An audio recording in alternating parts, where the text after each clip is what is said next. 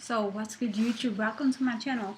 So on this one I want to speak about the knowing, and we find in the story of Genesis now, when the serpent deceives Eve, he says to her, if you eat of the fruit you will be like God, knowing good and evil. So I just want to break down a little bit more this knowing.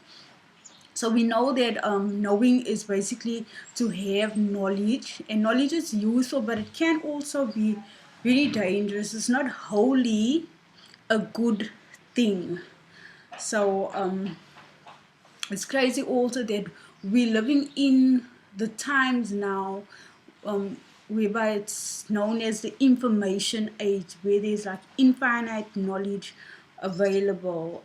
So just want to get into the story. I hope it blesses you. So basically, background to the story in Genesis, now at the fall, the serpent speaks to Eve and asks her basically, did God actually say you not to eat of any tree in the forest, in the garden? Sorry.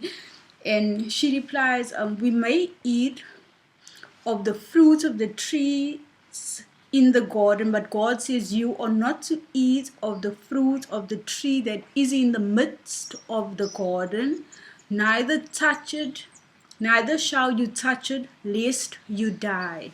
So the serpent replies to Eve, you will surely not die. He says, for God knows that when you eat of it, your eyes will be opened and you will be like God, knowing good and evil. So this is the knowing that I want to break down here. And it's funny that the way he prepositioned it to her, it's if it was such a good thing that having this knowledge. Anyhow, Bible goes on to say, sorry, when the woman saw that the tree was good for food and that it was a delight to the eyes, and that the tree was to be desired to make one wise, she took of its fruit and ate it, and she also gave the same some to her husband who was with her, and he ate. So basically, immediately we learn that their eyes were open, she's become aware, and they knew that they were naked. Bible says they sewed together fig leaves and made for themselves loin cloths. So immediately now human man has this knowing, and this is the knowing of the good and evil. But also I was just thinking of this knowing, usually you'll just think of it as having a mental knowledge, but actually it's like so much deeper than that. It's like to know something you need to experience it, to be conscious of it.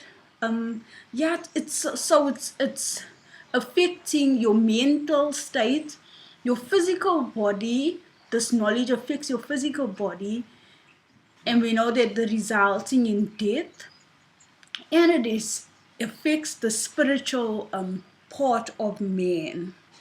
So yeah, so we understand and get this knowing. Now we're able to understand with the mind and with the body.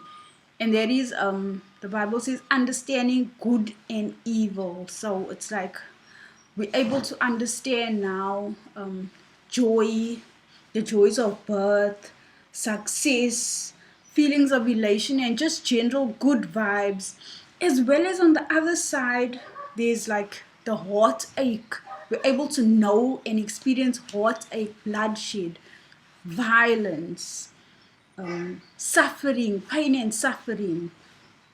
So now we're able to experience all of this, and basically our body now is like corruptible.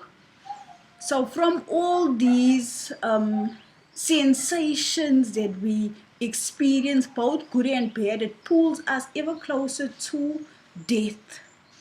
So basically this knowing is a knowing of the flesh and the mind of all things, good and bad, like both sides basically.